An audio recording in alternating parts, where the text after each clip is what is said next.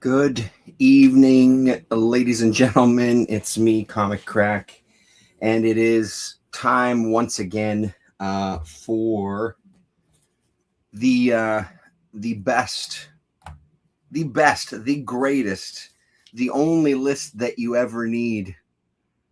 Focus 2025, 500 comic goal. Here's the book. As we do every year. This one's just going to be one video.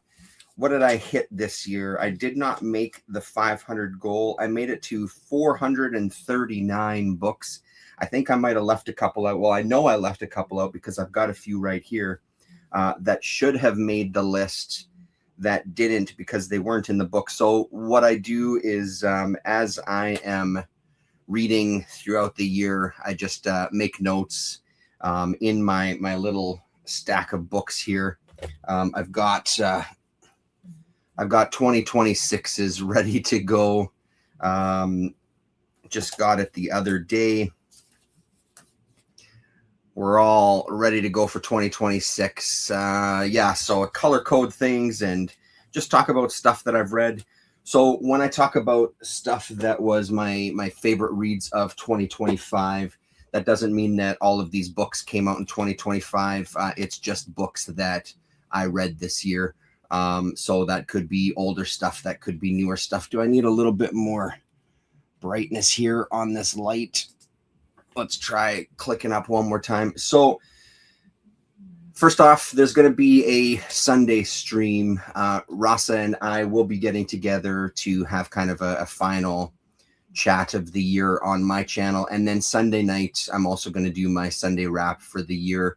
We'll just look back on some stuff that we've talked about, probably some music that I've listened to this year. We'll talk about the Merce stack as well too, and then we'll talk about the books that I read. A couple of those books, I think one of them has made it to this list. Two of them made it to this list. I won't talk about them in any great detail because I want to save those for Sunday, but we'll have a quick look.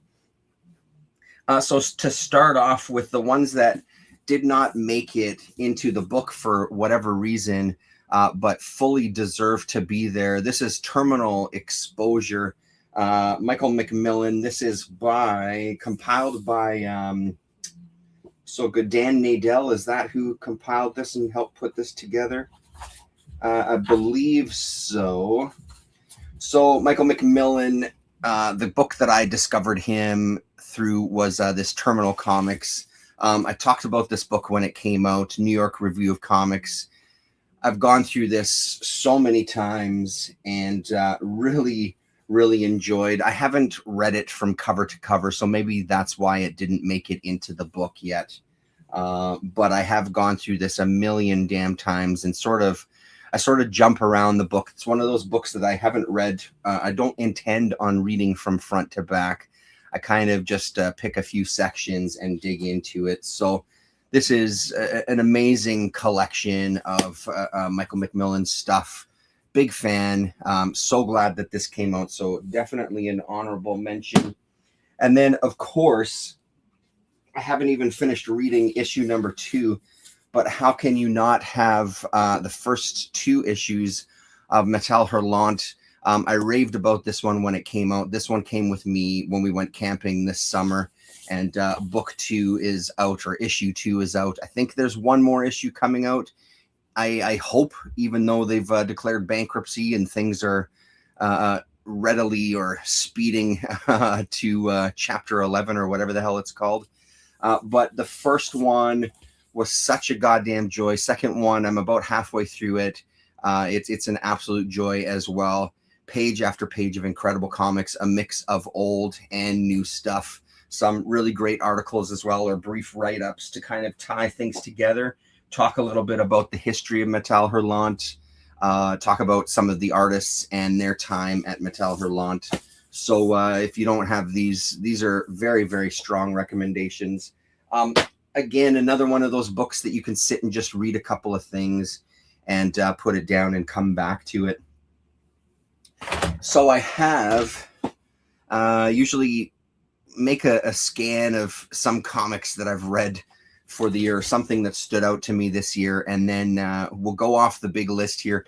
There's not an order. There's not I don't have a top 5. I've tried to hit, I normally, well, I don't try to. Normally the list kind of spans across companies. This year, I think like last year, the last couple of years possibly, DC and Marvel Comics don't have many entries, so maybe we'll start with those. No surprise to anybody, I'm sure. That's probably the way it's going to go with this list. You'll probably be able to guess the stuff that's going to be on here, especially for the bigger companies. So Martian Manhunter book number 7 just came out, and I just read it this afternoon, so we'll be talking about this one on Sunday. But Martian Manhunter, absolute Martian Manhunter rather, was a real joy. After reading, this is a Dennis Camp and Javier Rodriguez are on this book. They also did the Zatanna book last year, which I think made the list as well. I'm sure it did. But this one is an absolute joy to read. The art and the layouts are incredible. The story is pretty decent as well with this kind of stuff.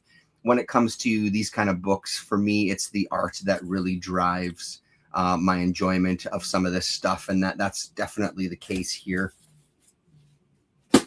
Another one that is not necessarily new to me, but new in that I just read it this year. Obviously have heard of this forever and managed to get my hands on the complete set of Heavy Liquid by Paul Pope. I think this one is about in the same camp as Martian Manhunter. A total joy to look at. The art is just astounding.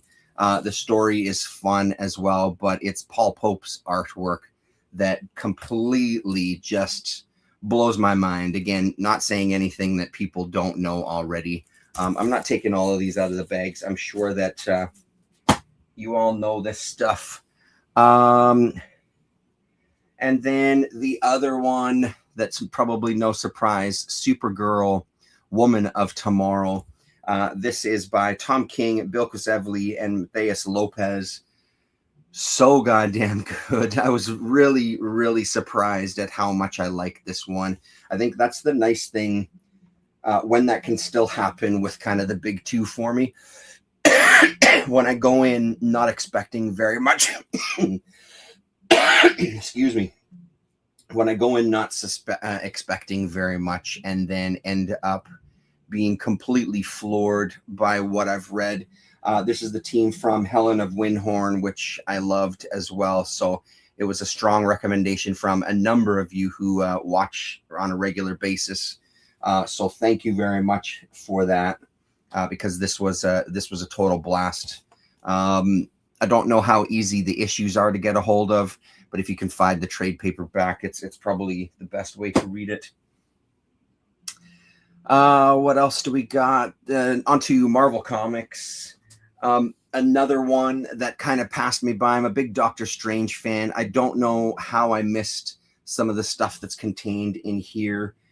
So this one collects Doctor Strange from 1999, issues 1 to 4. Mystic Hands of Doctor Strange and material from Marvel Shadows and Light from 1997. Shadows and Light 1988, number 2. And Marvel Double Shot number 4. So a bunch of stuff in here. And this is such a good goddamn representation of Doctor Strange. The stories are really fun. The variety of art. Thank you very much, Cray. Thanks very much. Holy shit. Yeah, Cray, Synthman. I, of course, know you, Cray56. Nice to see you. Thanks for dropping in. So this one just really kind of spans a good cross-section of Doctor Strange stuff. I think that the stuff that really blows my mind is later when there's some black and white. He's one of those characters that I think when done right can be so much fun, especially when you get a variety of artists giving their take on the Doctor and a variety of artistic styles. Something that's not always kind of the Marvel house style, I guess. So if you don't know this book, this is a recommendation. I found this one used for, I don't know, probably $5 or something. I don't remember how much it cost, but it sure as hell didn't cost cover price. Let's get to, there is Ted McKeever in here. I did briefly talk about this one with Rasa the other week as well, too. So there's some Ted McKeever in there. So this is called The Flight of Bones, Doctor Strange collection there from, looks like 2016 is when that came out. Another one that kind of took me by surprise was the 4-issue miniseries Banner. This is drawn by Richard Corbin, written by Brian Azzarello. Man, oh man, this was a fantastic little 4-issue miniseries.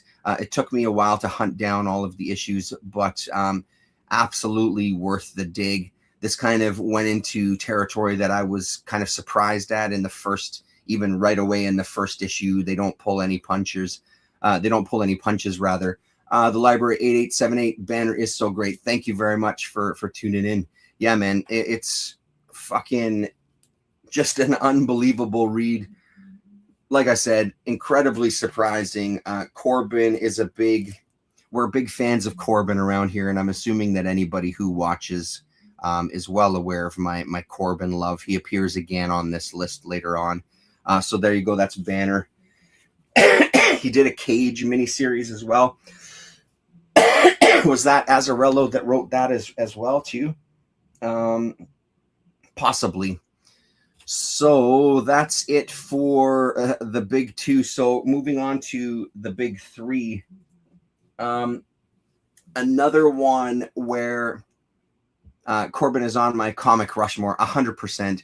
Another one where the story didn't necessarily do anything for me, but Michel Fife's art in the Death of Copra miniseries, his art in the Copra series in general is great. I think I added this one to the list because it was kind of a little more of a complete miniseries, even though it ties in heavily with the main series, obviously. This was kind of the last 4 issues before issue number 50 came out of Copra, which was, I think, the end. I haven't read all of the Copra series. The stuff that I did read, honestly, it didn't do too much for me. I had the first trade. It just didn't stick with me. I ended up selling it, trading it, getting rid of it. But this one, it's so great to sit and look at his layouts. His art style is really, really incredible. Fife is great visually and a great guy. Had a great comic digging session at Mysterious Time Machine in New York a few years back. Oh, nice. With him, that's incredible. So another strong recommendation. If you're into Copra, I'm sure that you have this already, but the style is really just hands down. Nobody like him. This one made the list last year, but it was an opportunity to throw it on the list again this year because we had a bit of a wait with issue number 7, and I think like kind of tagging onto last year's list or last year's conversation with this. It's tough sometimes putting something on a best of list when the whole series hasn't finished up. Thankfully, this issue 7 was just as good as the rest of it. This is Grommets from Rick Remender, Brian Posehn, Brent Parson, and Moreno Denizio. 7-issue miniseries. Like I said, quite a delay with issue number 7 coming out, but this worked for me. Every single issue was outstanding. Really, really enjoyable read. So another strong recommendation there. I'm sure that that's out in trade form right now. So that's it for Image Comics. We'll move right on to Domu. I'm not going to take up too much time on these. Like I said, I have a feeling if you tuned in, you know pretty much my thoughts on this stuff. So we'll kind of quickly touch on stuff. Domu issues 1 to 3. I had issue 3, I think, for the longest time, and finally pulled the trigger and bought issue number 1 and 2 when they came up on Lone Star or My Comic Shop. And I'm so fucking glad I did. This is an incredible book. This needs a new collection, maybe in kind of trade paperback size or hardcover size. I'm not sure which, but this needs to come out once again because this is such a good goddamn read. If you're a fan of Akira, if you're a fan of anything by Otomo, this, you can't sleep on this one. It is a bit pricey when you find it, but honestly, I think it's worth every single goddamn penny because such an amazing read. Let's go to this one over here. This is the one, the second Corben appearance. Everything from the Corben library has been a lot of fun, maybe minus how long it took to get through the Den reprints. But Dimwood is the book that Richard Corben was working on before he passed away. So this was finished by his daughter, and Jose Villarrubia, I think, finished some stuff off. I don't remember off the top of my head how much was left to be done in this book. But this was so goddamn good the first time that it had been published, and just so amazing that this has seen the light of day. Beautiful Corben artwork, which is, of course, no surprise. But any of the Corben books could hit the list, but this one has a very special place, seeing as it was his final work. More from the last one from Dark Horse. Again, Katsuhiro Otomo, written Takumi Nagayasu. This is Legend of Mother Sarah, City of the Children. Oh man, I got to get Dimwood. You absolutely do. If you're a fan of Corben, you've got to get yourself some Dimwood. There is a video on the channel if you kind of dig through. It's me and Rasa talking about the book itself. Every single miniseries so far with this Legend of Mother Sarah has been fantastic. This one, I'm sure the rest of them will make the list too once I kind of finish them off. I think City of the Angels is the next one, I think. But this is really, really great stuff. Art, layouts, storytelling, everything is really great. This one had a couple of pretty heavy reveals about our main character as well too. So very, very much worth it. Unfortunately, not the entire run of Legend of Mother Sarah has been reprinted into English. I think the rest of the books, though, you can find, what are they called? Scanlations, is that what they're called? Where there's kind of fans have translated the book into English. So I think you can find those online if you do want to read the whole thing. That is it for Dark Horse. From IDW, which is here somewhere. Let me organize myself. That'll be the stack here. Again, not much of a surprise. TMNT, the Ninja Turtles, I've really gotten into in a big way in the past couple of years. Thanks to Rasa kind of talking about Turtles all the time, but also just kind of really digging into grabbing some of the Mirage, or a chunk of the Mirage series, and reading what I can in collected editions, online, single issues. This is Teenage Mutant Ninja Turtles Journeys. Issue number 4 just came out. I read this, so we'll be talking about this on Sunday as well too. So good. This is Peter Laird and Jim Lawson doing this one. This is really, really been a stellar story so far. There's so many story arcs. I think the thing that's impressed me the most about this one is the amount of different story arcs that are taking place and how nicely they're kind of woven together. So solid read there. From Archaea / Boom. This is The Killer Affairs of the State Part 2. This was a 6-issue miniseries. This final issue just came out as well. I read this today, so this is another one we'll be talking about on Sunday. The ending, I don't think the ending stuck as much as I'd hoped that it would, but overall, this has been a standout one from the Killer series. I've been following the Killer ever since I first discovered that very first run by Archaea. I don't know how many different runs have been out at this point, but this is just such a good story. I think that there was a movie made about the killer. I haven't seen it. I've heard it's not all that good. I'd be curious to see what they did to translate this character. This book is a pretty fucking dark book overall. It's incredibly dark, actually, at times. But this series specifically has shown a little bit of difference. I love the way that they play with dialogue versus inner monologue. It's really, really nicely done at times, where you really get a sense of two different people talking, even though it's the same character. The way he presents himself to the world and the inner dialogue he has, I think that they do that very, very well in this entire series, but this particular book itself. So if you don't know the killer, I think there's a collection of them as well. So that one is worth your time if you really want to dig in. It's quite a long running mini series, but worth it. Out of Alcatraz from Christopher Cantwell and Tyler Crook. This is the hardcover collection of a 6-issue mini series. I think it was a 6-issue mini series. For some reason, when I was pulling this, I missed issue number 2. So it was easily a book I was going to double dip on anyway. So traded off or sold off those issues so I could buy the hardcover instead. And even on a second read, an outstanding book. I'm a big fan of Tyler Crook's artwork.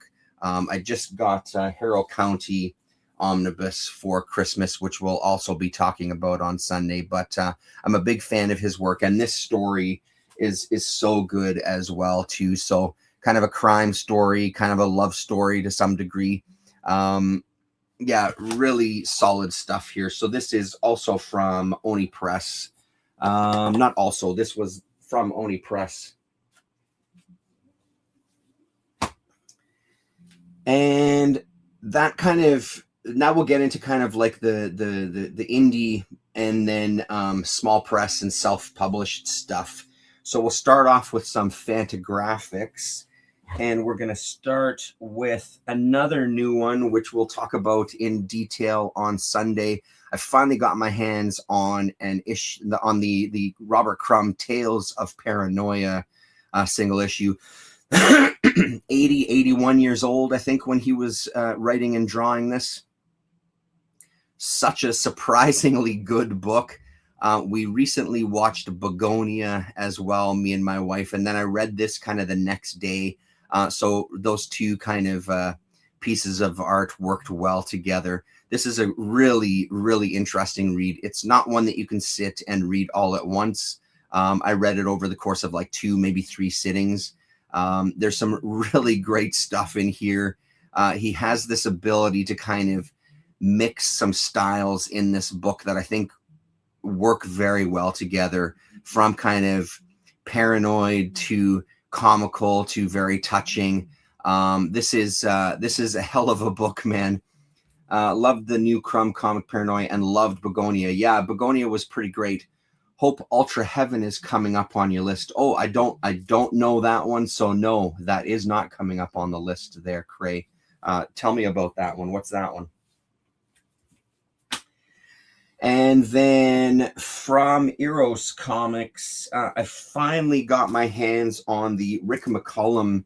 Rick McCollum did 2 miniseries from Eros in, I think, 1995 and 1996. This is the 4-issue miniseries, The Darker Side of Sex. Sort of 2 main characters being kind of put through their paces and partaking in all sorts of kind of sexual kinks throughout their lives. I can't remember what the other one was called right now. It didn't make the list. Not that I didn't enjoy it, but I think this one just sort of edged it out, so to speak. But this was a surprising, both of these actually were surprisingly good reads. It's one of the things that I've discovered with sort of digging into some of the Eros stuff. When you think you're just going to get a bunch of smut, some of the books are actually pretty goddamn interesting to read. So there's a ton of smut, don't get me wrong. But this one was a bit of a standout. I'm a big Rick McCallum fan as well too. He's got some new work out. I'm hoping to get a copy of his new book in the mail. I'm hoping soon, any day now. So we will absolutely be talking about that one when it gets in. So there you go. What do I have next? Drawn and Quarterly. The other one that's probably no surprise. I've been waiting for these books for a long time. I've had the Eclipse Comics issues for the longest time and have been a huge fan of the Kamui run that they put out. So far with these first 2 volumes, about 400 pages each, 600 pages each, something like that. Let's see here. Yeah, 600 pages each. So we got 1,200 pages of Kamui so far. They're going to be doing 2 volumes a year. There's 10 total. This is from Drawn and Quarterly. These are outstanding books. And the further you get into it, book 1 was a great introduction. Book 2 really gets into it. Yeah, I can't say enough about this book. If you're a fan of manga, if you haven't read Kamui, this is one to check out. I'm very, very interested in seeing this kind of develop over the 10 books, because his style does kind of change. His ability to draw these beautiful nature scenes and animals is kind of amazing when you pair that with what becomes a very sort of scratchy, rough line for his human figures. So that kind of contrast, I think, works very well together. So I think these are both still available, but they're beefy goddamn tomes. So strong recommendations there. Ultra Heaven is the most trippy Japanese manga in 3 parts, newly released in English by Last Gasp. The author is Kiichi Koike. You would love it. Amazing. Ultra Heaven from Last Gasp. I'm going to just take a moment here and make sure that I put this in my browser window so I don't forget. Let's see here. Ultra Heaven Volume 1. There we go. Oh, dude, yeah, I like the cover already. Oh, okay, I know Kiichi Koike. Yes, I do know his name for sure. I've seen some of the stuff before. Thank you for that. Kamui is beautiful. First manga I ever read as a kid. Oh, is that true? That's crazy. Really great. So that's from Drawn and Quarterly. A shout out. This is a one-shot from Caliber Press. This is Baker Street Graffiti. There was also a Baker Street sketchbook. This is Guy Davis, earlier Guy Davis work, and one of those series where you can sort of see his style develop throughout this series. This was just a standout issue. There was a couple of short stories. There were some pinups. There was some kind of back matter in here as well too that just kind of fleshed out the world of Baker Street a little bit more.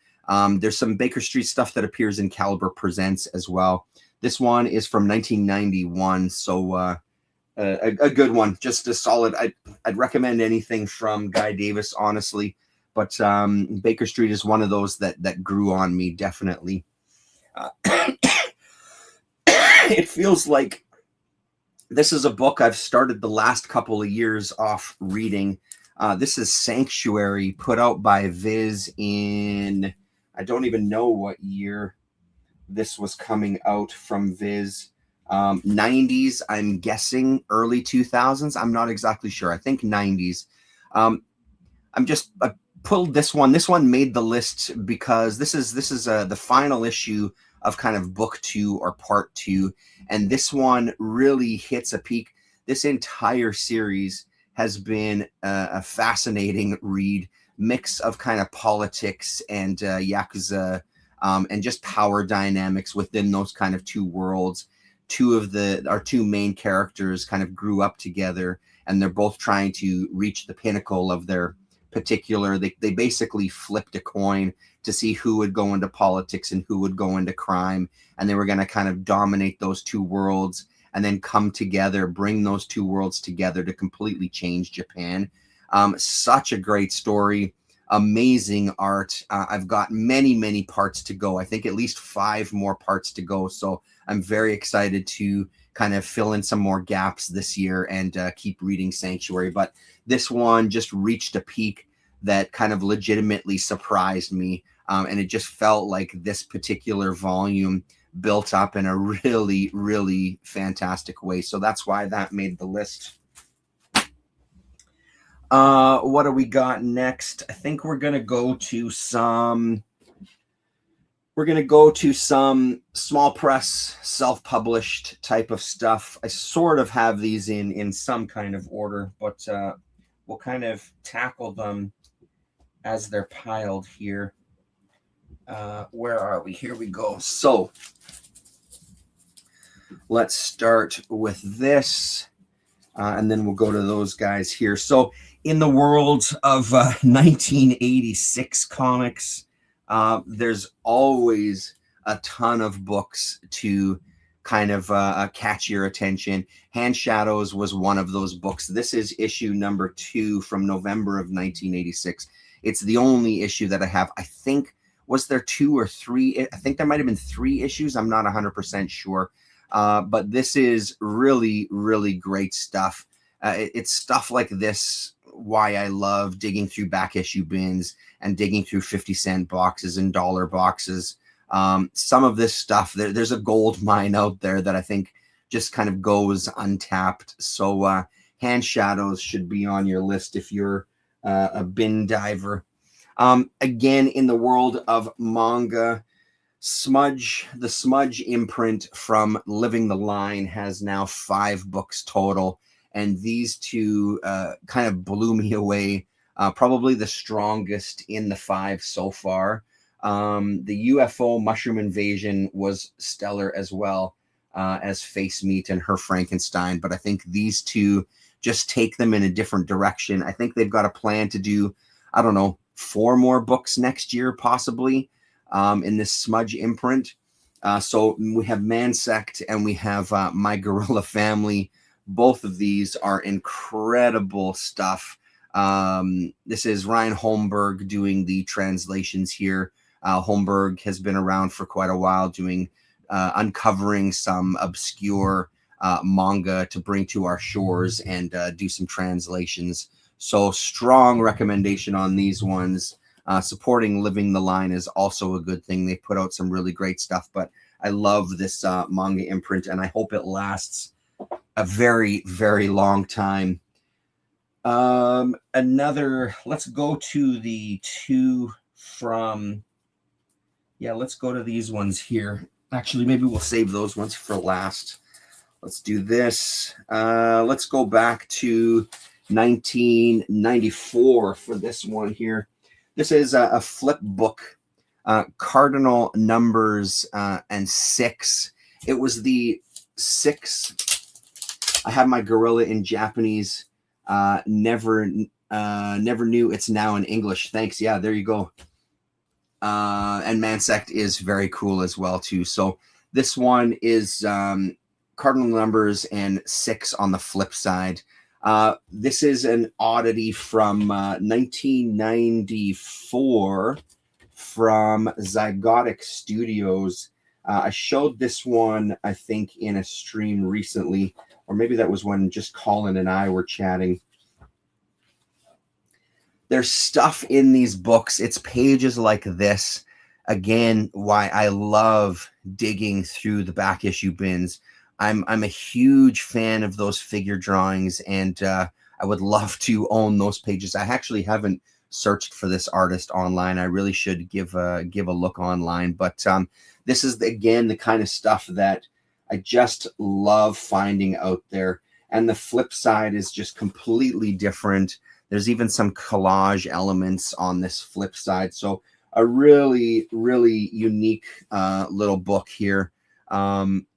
Yeah, that was kind of a no-brainer to make the list.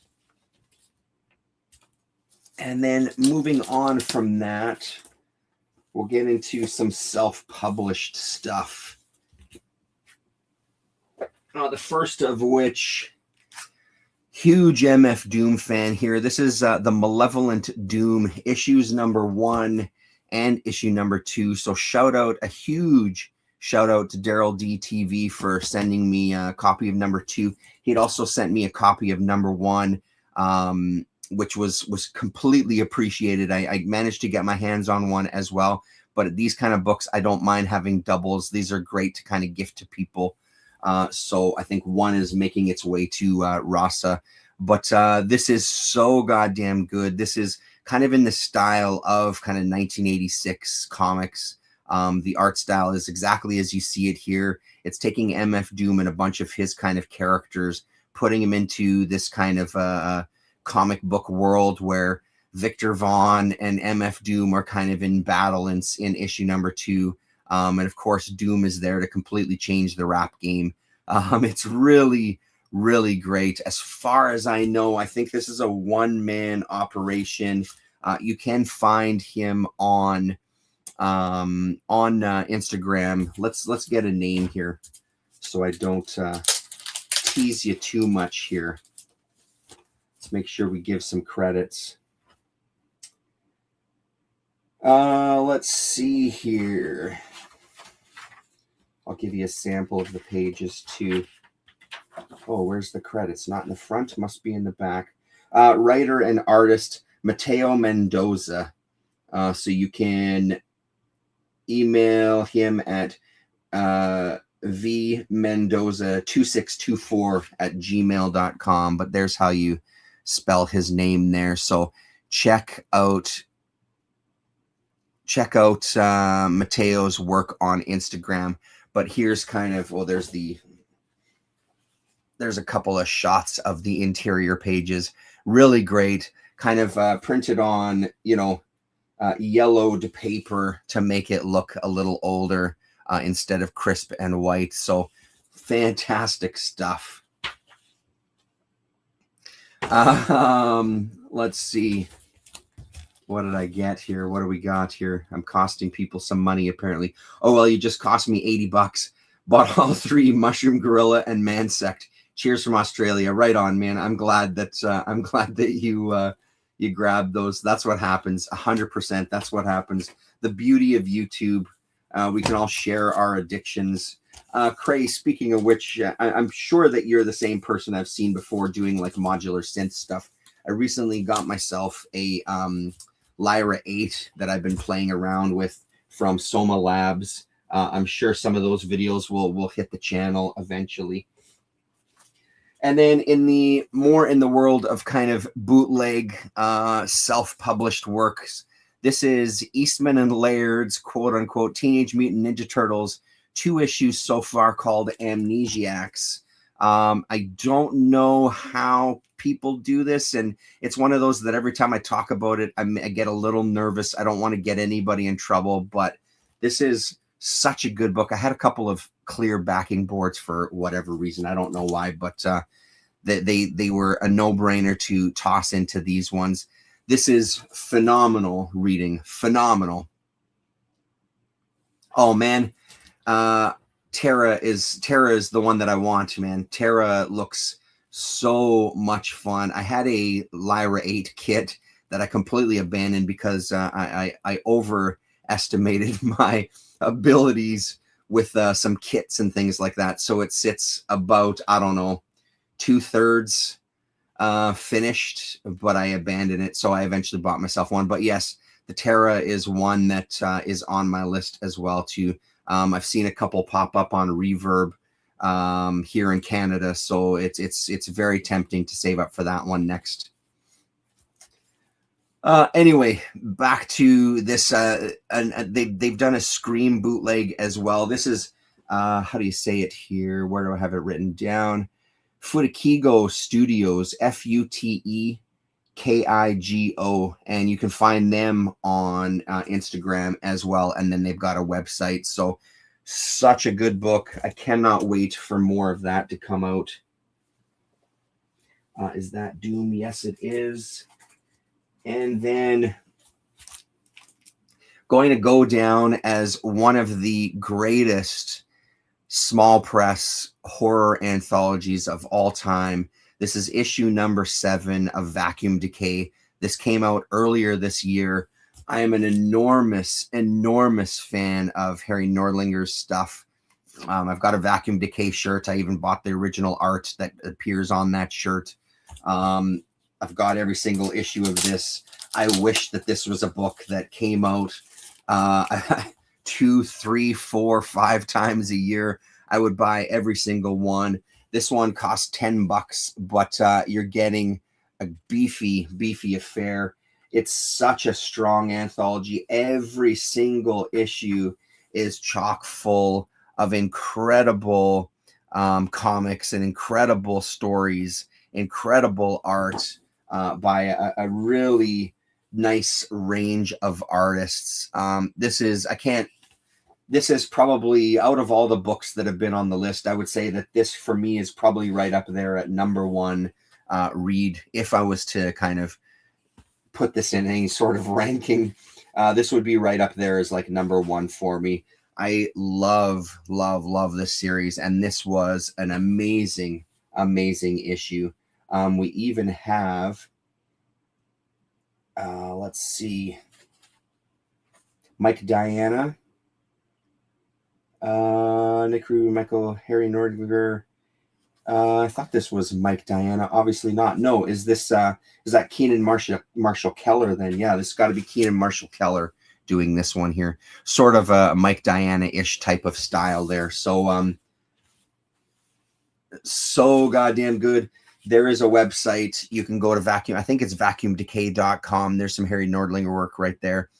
He's the guy who kind of puts this together and prints it up. He's pretty damn good at keeping most, if not all, of the issues in print. I don't know if they're all currently in print, but even if they're not now, I'm sure that they will be. He really stays on top of that stuff. He's been on Manga Chat a couple of times there as well too, if you watch that on YouTube. So have a look at that one. You cannot go wrong. And ending it off, almost ending it off, 3 more books to talk about here. Reptile House I think Reptile House stuff makes my list every single year. This is Cyanide Swamp, an anthology. Is this number 1? This is number 2. Sorry. Cyanide Swamp, not Swamp Fever. I meant to pick Swamp Fever as well. This is Cyanide Swamp, which is, again, another kind of horror anthology. The Reptile House gang, Reptile House Comics. I think they're out of Pittsburgh, possibly. Another fantastic group of artists that every single anthology, the Reptile House anthology itself, is pretty stellar. But this one has some work from some artists that I hadn't seen before. And some of the ones we have seen. I think that's Nick Bunch, I think is his name there. So strong recommendation here. And then another one that I know Domino Comics has in stock because issue number 3 is out and I'm desperate to read it. This is Nosebleed by Derek Jones, again put out from Reptile House Comics. First 2 issues here. Issue number 3 is out. I need to get my hands on it. Fantastic read. Shout out to Fantasy Club Books here in town. This is where I got turned on to this book. Like I said, though, Reptile House is one of those places where I'm willing to give a shot to anything that they kind of put out. I think you can't really go wrong with trying out anything they've done. So they have a website as well, too. You can order directly from them. So issue number 3 of that is out. I will absolutely talk about that when I get my mitts on it. And finally, speaking of Fantasy Club Books, so Fantasy Club Books here in Winnipeg, unfortunately, is going out of business in January. So they had a 50% off sale, and I bought a couple of things that, again, we're going to talk about on Sunday. One of them that I bought, I spent a good solid bit of time with. He was getting in a bunch of stuff from Hollow Press. So this is Undead Artifacts from Matt Locke, and it's a box set that puts together, I don't know, 15, mini comics and art zines and all sorts of things. And it is just stellar. I won't show you too much because, again, we will talk about it on Sunday. The one of them is a very, very tiny mini book. And then in the back, we get stuff that's a more full size. Here, let me see if I can pull one of these out. There we go. So I completely immersed myself in his work and was really blown away. Every single book. There is a few kind of comics in here as well, but a lot of it is just collections of artwork. And again, just a variety of different styles, or sorry, a variety of different sizes. I think pretty much all of it is in color. Fantasy Club, a real shame to see them go. His name was Austin too, actually. Speaking of Domino Comics, we're not the town, I think, for this kind of stuff. It's goddamn expensive to get things across the border. I think he ended up having a PO box where he was getting stuff sent to in the United States. We'll talk about this one more on Sunday, and we'll have a look through a bunch of these. I got in touch with Matlock as well too, just to see if he had any pages and things for sale. He's doing a little bit of a dig. There was a couple of things I put on his radar that I would love to get. I would love to buy the original art for. So we'll absolutely take a closer look on the weekend. But a latecomer to the list, but absolutely stellar. It's a bit of a pricey thing. It was 28 euros. So I think it was like 50 something dollars. So because he had the 50% off, I don't know if I would have picked it up for 50 bucks, and I would have sorely missed out. I think it's one of those things that even with the hefty price tag, I do feel like now that I've kind of sat with it and flipped through it, it really is worth it. For 25 bucks, it was an absolute no-brainer. But a beautifully put together set by Hollow Press as well. Hollow Press has some pretty interesting stuff. Not all of it kind of appeals to me. And of course, the biggest thing from them, I think they're based out of Italy. The biggest thing for us is getting it across the water. Did I miss anything? Malevolent, Swamp Fever. That should say Cyanide Swamp. I think I've got everything. So thank you very much. It's been a hell of a year of reading. I really enjoy doing this stuff every year. And then, of course, this is Matlock stuff on the back of this. I really love doing this stuff every year. Even though I don't hit that 500 goal, it's still a lot of fun to kind of track. This is now what? 1, 2, 3, 4. I have 4 books now. The 5th one is kind of underway. Yes, Venetian Snares from Winnipeg. I'm from Winnipeg, actually. Winnipeg is a frozen shithole, according to Venetian Snares. So he is from here. I do love doing these lists every year. I do love kind of giving myself this goal. It's great to sit and talk about this stuff. Thank you so much for tuning in on a late on a Friday night, or late for me anyway. Thank you so much. The Library 8878, Crave 56. I think that was just the 2 of you commenting here. Yeah, thanks very much, fellas. I appreciate you hanging out. And we will check in again on Sunday. Hang out here in the afternoon with Rasa, where we're going to talk about some stuff we've read. And then Sunday night, I'll kind of do a wrap of the stuff I've read. We'll look at stuff in a little more detail. And then we'll kind of look back on the year and ring in the new year. Right on, everybody. Thanks very much. And we'll talk to you.